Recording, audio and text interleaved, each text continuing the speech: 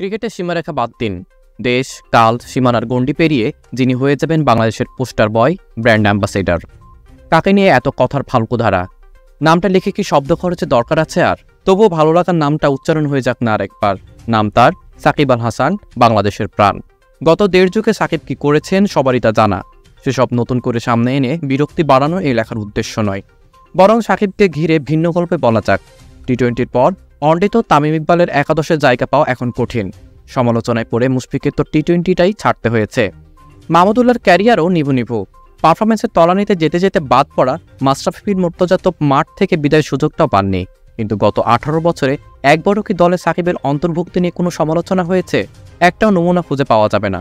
বরং সাকিব না খেললেই যত শঙ্কা, যত আফসোস জেগে বসেছে টিম ম্যানেজমেন্ট থেকে শুরু করে দর্শকদের মনে। তাই সে 2006 সালে যে সাকিব একাদশে নিজের নামটা খোদাই করলেন, আর কখনো মোছা যায়নি সেটি। প্রতিবার যখন আমাদের বাকি 10-এর হাত হয়ে যায় সাবান মাখানো, বল চলে যায় নিঃশ্বাস ছুঁয়েই, তখনও যে তিনি আমাদের ত্রাতা। মধ্য কথা, সাকিব আল হাসান মানেই প্রতিভা সম্মেলন। সারা জীবনই সাকিব নিজের শর্তে চলেছেন। তার জীবনের 5 লাইনটাই যেন পুরো পৃথিবী গোল্লায় যাক, আমি বাঁচি আমার শর্তে। তাই তো তিনি সব আলোচনায় কান না দিয়ে খেলার মাঝখানে চলে আসতে পারেন বিজ্ঞাপনের কাজ সারতে। আবার দেশের হয়ে খেলা বাদ দিয়ে চলে যেতে পারেন আইপিএলেও। কিন্তু যখনই লাল সবুজের জার্সি পরে খেলতে নেমেছেন, তখনই প্রাণ উজাড় করেই খেলেছেন।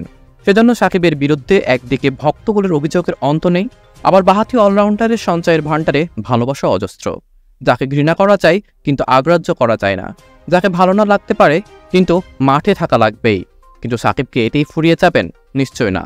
হয়তো এরপর আরও বড় বড় স্বপ্নকে তাড়া করবেন তিনি।